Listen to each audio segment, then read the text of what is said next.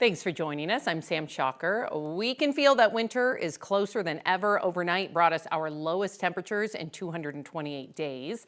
The sun is shining brightly right now, and the question is it going to warm up a bit today? Chris Bianchi with our 9 News Weather Impact team here with us now. Hey, Chris. Hey, Sam. Thanks so much. And yeah, you're exactly right. We are talking about some cooler temperatures this morning, but it's already warmed up pretty nicely. We've rebounded pretty well for us across most of Colorado. Fort Mortgage, a few high clouds overhead on this Wednesday, October the 29th. Of course, our last Wednesday of the month of October, and things looking pretty sunny and dry out here right now. And it's going to stay that way for the rest of our day today. Upper 40s, low 50s around the metro area. Already warmer than yesterday across most of town. We only topped out at 48 yesterday. We had that breeze as well. And this morning on the chilly side, but we've rebounded quite nicely with all that sunshine. 40s, 50s eastern plains, 30s and 40s in the mountains. Radar quiet as can be right now. It's going to stay that way. This is our storm system from earlier in the week that is way out here in Kentucky and Tennessee. Next few hours, we'll get up to 60 degrees for us here in Denver today. Pretty nice weather overall with a high temperature around 60 for us. However, later this week, we'll cool down for us on Halloween before we warm back up again. Bit of a roller coaster ride. I'll tell you about it in a few minutes.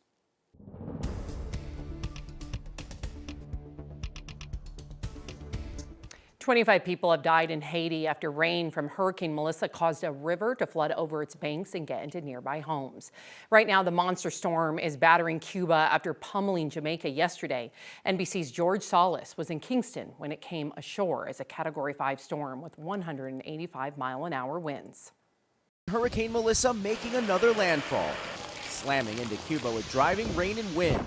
The island evacuating more than 730,000 people, while U.S. personnel at Guantanamo Bay told to take shelter ahead of the storm. It comes just hours after Melissa's historic landfall in Jamaica as a catastrophic Category 5 hurricane with destructive 185-mile-an-hour winds. Our infrastructure has been severely compromised. Melissa unleashing raging floodwaters and a life-threatening storm surge, leaving neighborhoods like St. Elizabeth Parish completely underwater. This was the terrifying scene outside a local hospital. Melissa first roared ashore midday on Jamaica's southwestern coast before tearing across the island. This was the reaction from the meteorologist at NBC6 in Miami as he received a live update on the deadly storm's unbelievable power. Oh my Jesus Christ. Okay. All right, I'm going to hold it together here. Visitors at this hotel forced to evacuate to the ballroom, where they rode out the storm, huddled together on the floor. Christina and Tony Malshodi of Iowa are in Jamaica celebrating their anniversary. How scary has this ordeal been? Oh, for me, it was horrific. It was absolutely terrifying.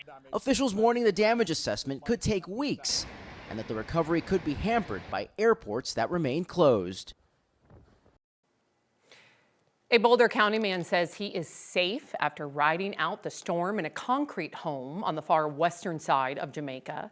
Jeff Laughlin of Netherlands sent us these photos and says that his home is fine, but his road and property are destroyed. He adds he always wondered if his home could withstand a Cat 5 hurricane and is glad to know that the answer is yes. Laughlin still doesn't have cell service or internet and sent us these photos from his neighbor's Starlink on a generator.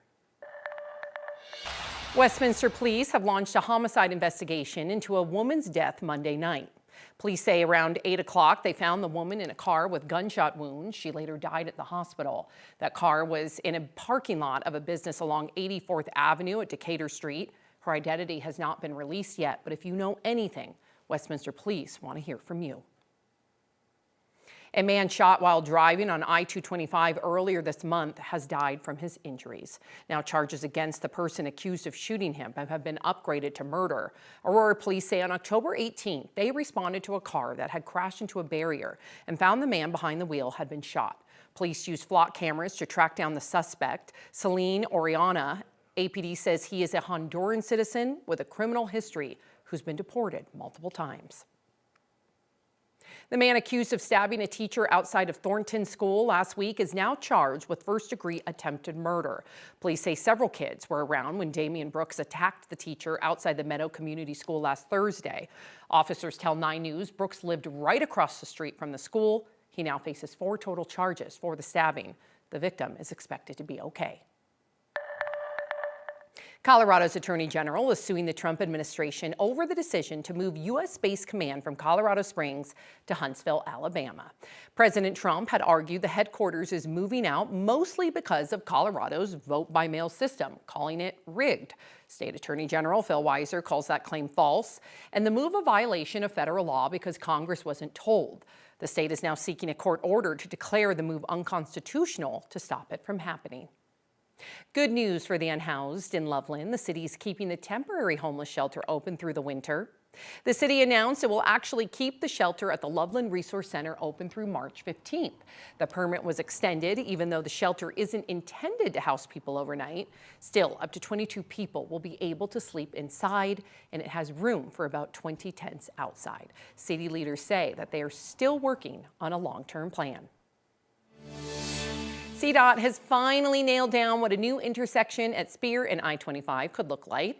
It comes after more than 2 years of public feedback and an extensive study.